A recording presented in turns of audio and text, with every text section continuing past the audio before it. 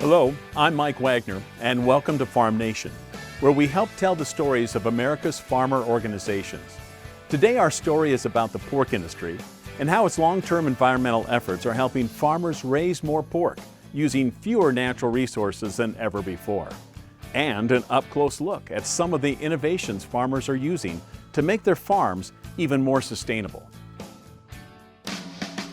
A recent study has provided U.S. pig farmers with some positive validation that their long-term environmental efforts are paying off. The study, which looked at the pork industry's environmental impact over the past 50 years, found that producers have dramatically reduced their overall carbon footprint, even as they nearly double the amount of pork they raise. The pork industry produced 22.8 billion pounds of pork in 2009. At the same time, America's farmers reduced their land footprint by 78%, their water use or water footprint by 41%, and their carbon footprint by 35% for every pound of pork produced. The attributing factors that created these drastic improvements are advancements in housing, animal nutrition, genetics, and overall animal care throughout the entire pork chain.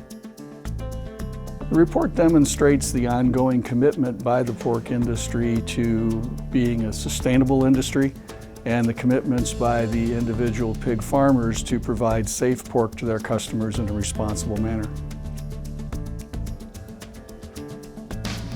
In Nebraska, fifth-generation pork farmers Danny and Josie Cluthy use an anaerobic manure digester to capture natural gas that then helps provide electricity to area homes while providing supplemental fuel for their farm's vehicles. Nebraska Public Power District and the Nebraska Department of Environmental Quality had a presentation on anaerobic digesters. And from that I learned that all the manure that goes through this digester comes out odorless. To make livestock neighbor-friendly and to get rid of odor, that is big. The bacteria breaks the manure down and makes a methane gas. The methane gas is sucked through a pipe up to a 3306 Caterpillar engine running a generator 24 hours a day, 7 days a week. The methane's compressed at 3,600 pounds of pressure through CNG tanks, compressed natural gas tanks.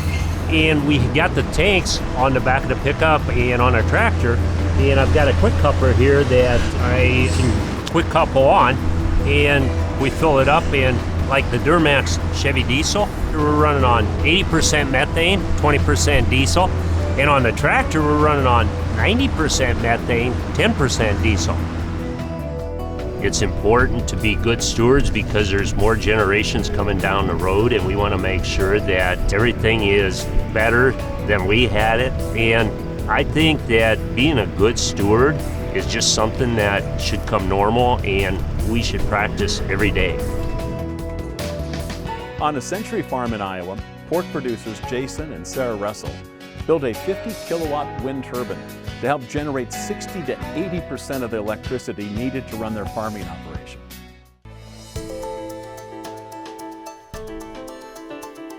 The wind turbine was a good choice, we feel, because frankly it's just darn windy here.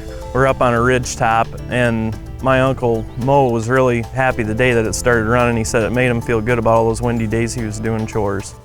There's a host of environmentally friendly practices that you can choose from, and we've just handpicked the ones we think apply to us the best.